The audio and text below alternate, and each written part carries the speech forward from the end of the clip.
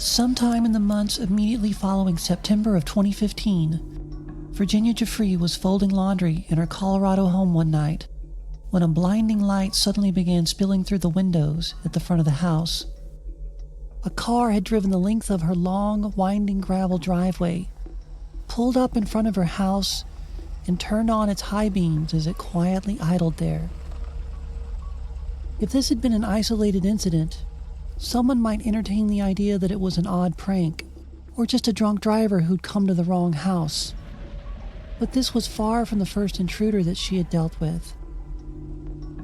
Virginia had regularly returned home to find that her deadbolts were unlocked, even though she had secured them herself before leaving the house. She'd even come home one day to find her door wide open, with her dog standing out in the street in front of her house, alert. And aside from her suspicion that her computer may have been tampered with, there was no sign of any wrongdoing in the house. Nothing had been stolen. But someone had definitely wanted her to know that she was being watched. And that very someone may have been idling in her front drive, with their high beams pouring into her windows. Virginia's husband, Robbie, was in Australia, and the task of fending off whoever was lurking outside fell entirely on her. She quickly scooped up her 3 children from their beds and hid them inside of a closet, covering them with laundry to keep them out of sight, as she told them to keep quiet and assured them that everything would be just fine.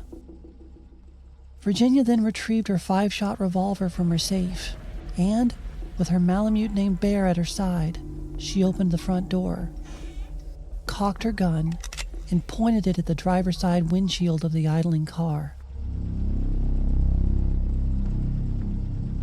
The headlights were blinding, and she couldn't make out any movement inside the car, or even what the exact make and model was. And, after 5 minutes that must have felt like an eternity, the driver put the car in reverse and disappeared into the night. The local sheriff's department had previously put surveillance cameras around her home in hopes of identifying the intruders that seemed to be becoming more and more frequent. But since Virginia had told them that she intended to move soon, all the cameras had been removed. There was no recording of the incident.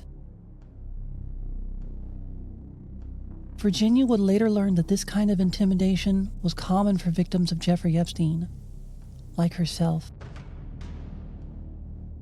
You're listening to Missing Media Blues. I'm Lana, and this is part 1 of Uncovering the Epstein Files.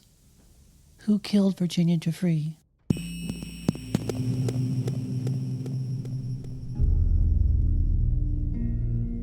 Virginia Giuffre was born in 1983 to a sexually abusive father and a mother who was either unwilling or unable to see what was happening.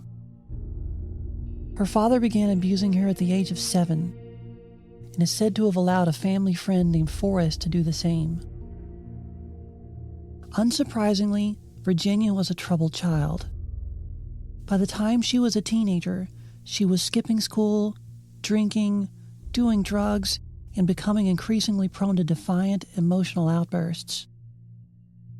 One day in 1996, her mother insisted that they visit the eye doctor together, but the trip was a ruse, and her mother dropped her off at Growing Together, a juvenile rehabilitation center near West Palm Beach in Florida.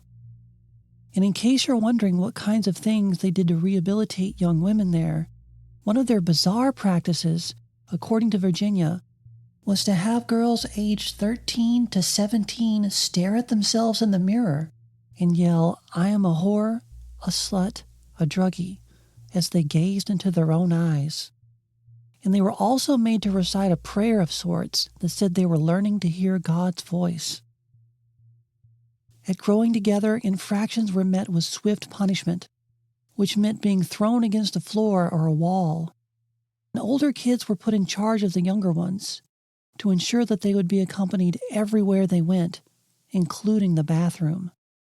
Those who spoke out of turn spent time in solitary confinement in a concrete room with no toilet, where Virginia said she spent a great deal of time, until her escape almost a year later.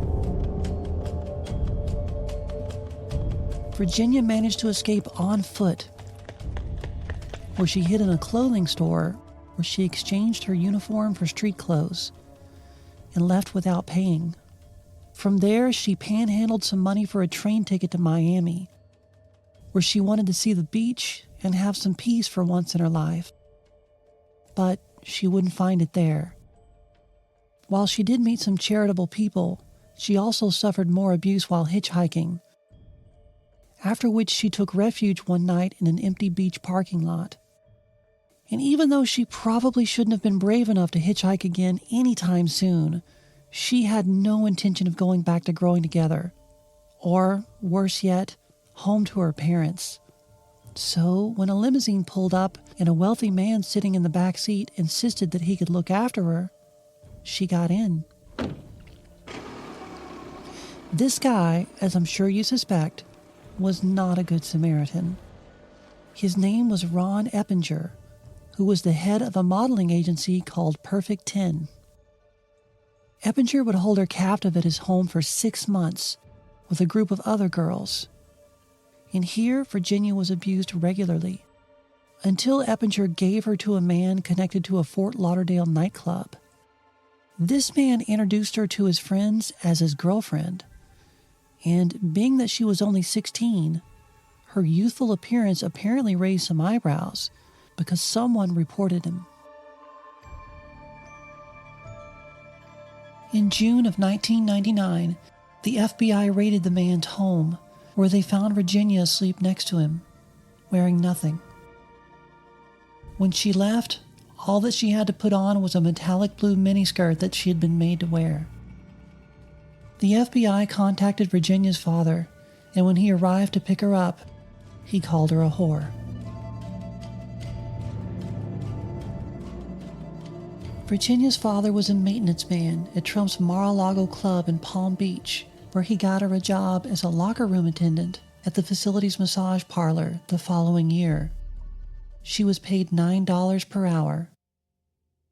It was here where she was first approached by Jolynn Maxwell, who was in the back seat of a car when she spotted the young girl entering the property.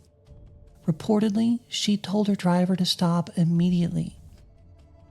Maxwell recruited Virginia as a masseuse, and not just any masseuse.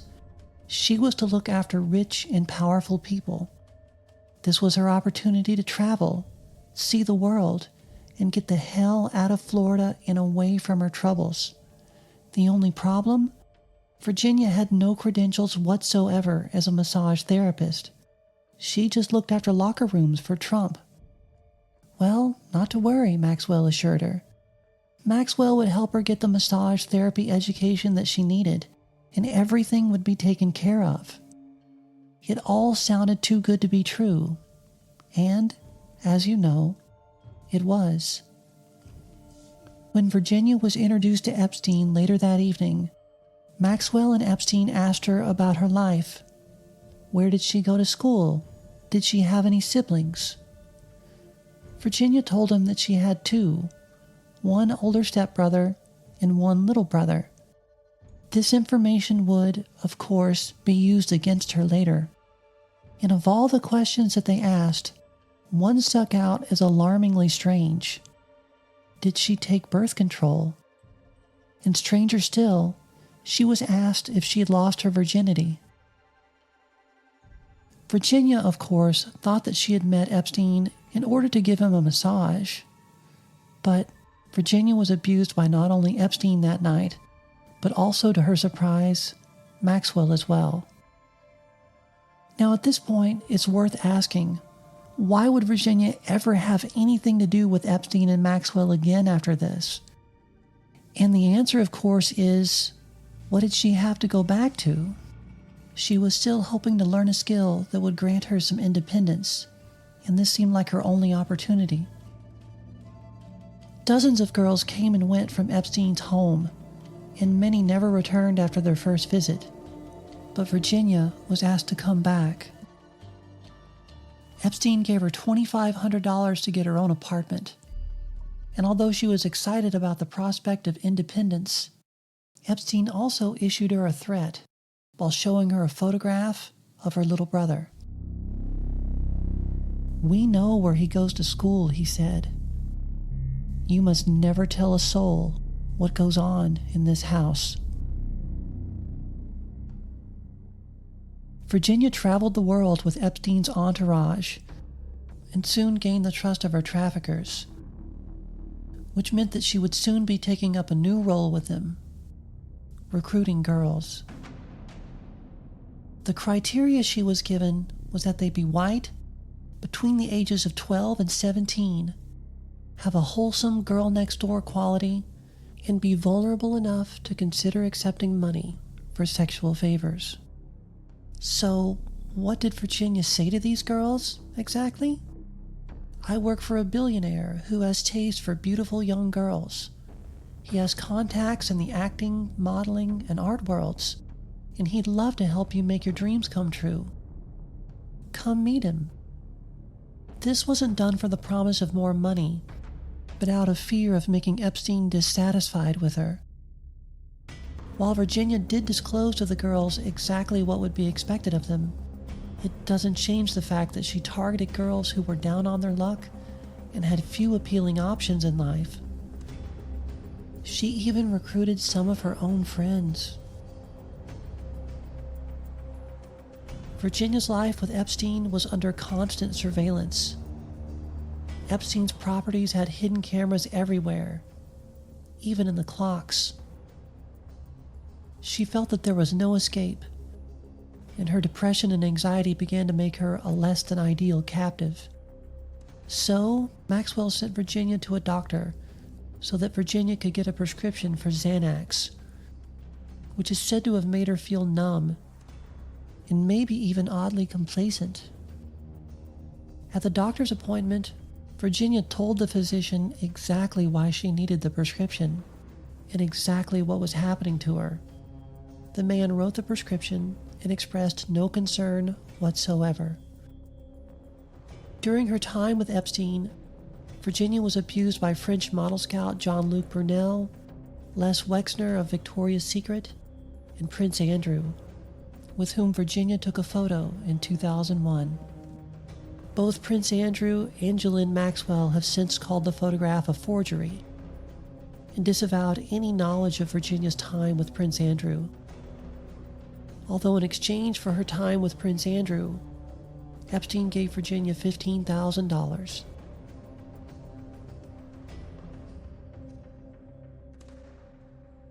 Virginia claims that model Naomi Campbell knew what was happening in Epstein's world. And according to the New York Times, Campbell is said to appear in at least 300 Epstein files. But, like Prince Andrew, Campbell disavows all knowledge of Virginia's abuse. In the summer of 2001, Virginia had begun to suffer from intense pain and irregular bleeding. On July the 8th, while at Epstein's mansion in Manhattan, the pain became unbearable, and she was rushed to New York Presbyterian Hospital, where Jeffrey Epstein told the staff that she was 18 years old, when in truth, she was still 17. Virginia was sedated and underwent a laparoscopic surgery, leaving a small hole near her navel. She had likely had an ectopic pregnancy, though Epstein told her at the time that she'd had a miscarriage. Epstein would force Virginia to attest in writing that she and Epstein were in no way a couple, and that if she were ever to get pregnant, the child would remain with him if they were to ever have a quote-unquote falling out. Virginia would continue her life with Epstein and Maxwell for another year, hoping that they would fulfill their promise to have her trained as a masseuse. And just before her 19th birthday, they agreed to move forward with her training. But instead of helping her to enroll in a massage therapy program in her home country, they instructed her to go to Chiang Mai in Thailand. The catch? There she was to recruit a young girl that Epstein had had his eye on. And before she would be permitted to leave, she would have to train her replacement, a young Czech girl named Nadia Marcinkova.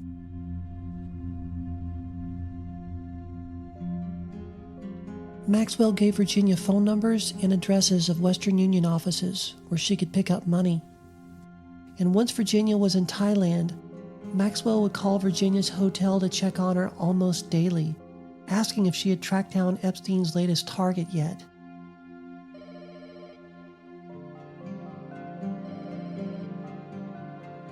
While studying in Thailand, she met a man named Robbie through another student at the school. She immediately fell in love, and as the two grew closer, she told Robbie everything that had happened. Robbie asked her to marry him and build a new life with him at his home in Australia, and there she could escape Epstein and Maxwell. On October the 16th of 2002, just 10 days after they'd met, Virginia and Robbie were married. That same day, Virginia called Epstein to tell him her plans.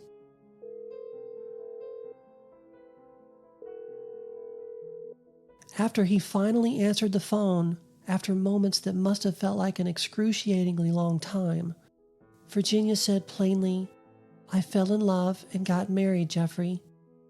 I'm never coming back." Epstein's reply was simply, "Have a great life," before he hung up the phone. Virginia wasn't the only one to divulge her secrets about Epstein's trafficking ring to a loved one. By 2005, the Florida police were investigating Jeffrey Epstein, and the FBI would begin their investigation the following year. In July of 2006, Jeffrey Epstein was arrested and charged with only 2 felonies: procuring a minor for prostitution and solicitation of a prostitute. He was allowed to post a $3,000 bond and return home. Upon hearing the news, Virginia became terrified of leaving her kids alone, often keeping a vigil in their rooms. In 2008, Jeffrey Epstein was ordered to pay restitution to victims, another easy escape from justice. The following year, Virginia Giuffre received a $500,000 settlement and signed a non-disclosure agreement with Jeffrey Epstein. She made it clear in her memoirs that justice, and not restitution, was what she had hoped to achieve. She continued to fight the only way that she knew how, by telling as much of her story as she legally could. By the 2010s, the media had begun to widely report Virginia's story, and she's widely considered to be the most publicly recognizable face among Epstein's victims. Ghislaine Maxwell would publicly call Virginia's story an obvious lie, and Virginia sued her for defamation of character in 2015. That same year, Virginia would start Victims Refuse Silence, a nonprofit intended to aid victims of human trafficking. But Virginia wouldn't be able to enjoy her accomplishments. She was plagued by nightmares, and her home life was beginning to become increasingly difficult. Virginia's mother divorced her father and relocated to Colorado. Virginia and Robbie would relocate there as well with their children. But the troubles that they had hoped to escape would follow them to their new home. Virginia and Robbie had begun to argue, which culminated in domestic violence. Robbie was arrested in 2015 and placed on probation, and Virginia filed a restraining order against him that would prevent him from returning home. She would later admit that he had abused her for years. In July of 2016, Jeffrey Epstein was arrested and charged for child sex trafficking. He's said to have died in prison the following month. And though the cause of death has been officially declared a suicide, many remain skeptical. But in Epstein's absence, he still made his presence known in Virginia's life. Virginia's Colorado home had become the target of prowlers, who seemed to leave signs of their entry for no other reason than to let her know that they were there, watching. By 2017, Virginia would move her family back to Australia, where she would continue her crusade against Epstein and Maxwell's cabal. In March of 2022, Prince Andrew gave Virginia £12 million in an out-of-court settlement, an amount worth roughly $16 to $17 million at the time.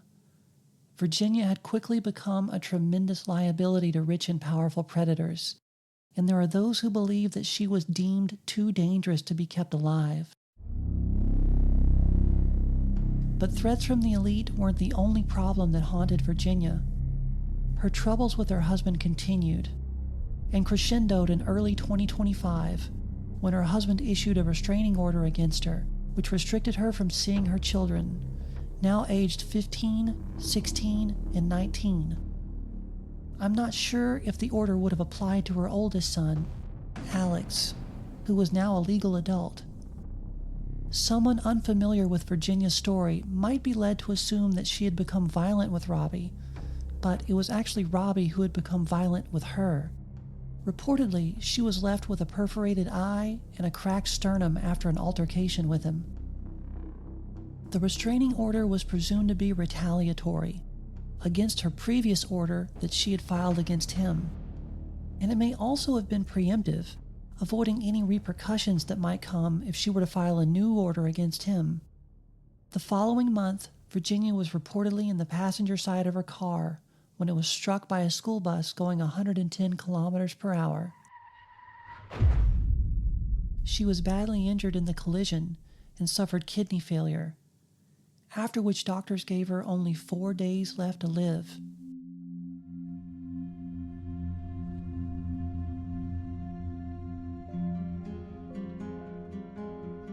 While in the hospital, Virginia posted on Instagram saying that she had been given just 4 days to live and that although she was quote-unquote ready to go, she hoped she'd see her children one last time. It seems highly unlikely that someone who had suffered such horrific injuries would have had the ability to confidently post on social media. But nonetheless, a post appeared. In the photo she posted, her face is heavily bruised, and strangely, she's not looking into the camera. In fact, she doesn't even look as though she's conscious. And stranger still, she's wearing a gold necklace, which would typically be removed in most hospitals. According to the BBC and the UK's ITV News, Australian police have claimed to only be aware of a minor crash between a car and a school bus on March the 24th of 2025 that resulted in $2,000 worth of damage to the car, and there were no reported injuries. The bus driver didn't even report the incident until the following day. While Virginia is widely reported to have survived the 4 days that the doctors gave her and was released from Sir Charles Gardner Hospital in Perth in April, the Western Australia Police and ambulance services initially reported no record of serious injuries from the accident in question, and at the time, ITV News said that she hadn't been admitted to that hospital. We could easily chalk this up to poor reporting or misinformation based on hearsay, but the inconsistencies regarding her final days remain unexplained. On December the 10th of 2019, Virginia made a social media post which read, "I am making it publicly known that in no way, shape, or form am I suicidal. I have made this known to my therapist and general practitioner. If something happens to me, for the sake of my family, do not let this go away and help me to protect them. Too many evil people want to see me quieted." Now, it's worth mentioning that in the years following this post, Virginia did suffer some debilitating health problems. She contracted meningitis from a mosquito bite, which resulted in pneumonia. And while she was delirious and trying to walk on her own, she slipped and broke her neck. Or at least, that's the story she told. Her neck injury required 2 serious operations, which left her with intense, debilitating pain, and the painkillers she relied on made her dizzy and disoriented. On the morning of April the 25th, 2025, Virginia Giuffre died of a gunshot wound. The media would widely report her death as a suicide. When you consider the severity of her injury after the automotive accident and the chronic pain that she lived with, it might be easy to see how someone might accept the story that she chose to take her own life. But there are some questions that remain. Home invaders had very brazenly made themselves known. and someone in her condition might not have been able to fend off someone who wanted to do her harm. Earlier this year, the Department of Justice released some of the Epstein files that have since been deleted, the most notable of which was EFTA 01660683.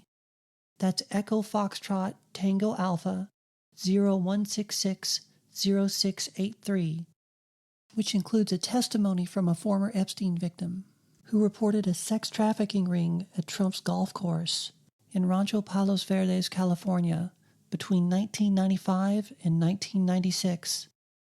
The witness said that she was threatened by Trump's head of security there, who said that if she ever talked to anyone about what she had seen, she would, quote, end up as fertilizer for the back 9 holes, like the other cocksuckers, end quote. Other victims who had gone missing were said to be buried there on Trump's golf course. The claim has widely been reported as inaccurate, but it's worth noting that Trump had his deceased wife Ivana buried on the Trump National Golf Course in Bedminster, New Jersey, located near the first tee. Her cause of death? She fell down some stairs. Virginia Giuffre's death is far from the only mystery associated with Jeffrey Epstein and Ghislaine Maxwell. So I hope you'll join me next time for part 2 of Uncovering the Epstein Files. If you liked the show, please let people know any way that you can. It would mean the world to me. Bye for now.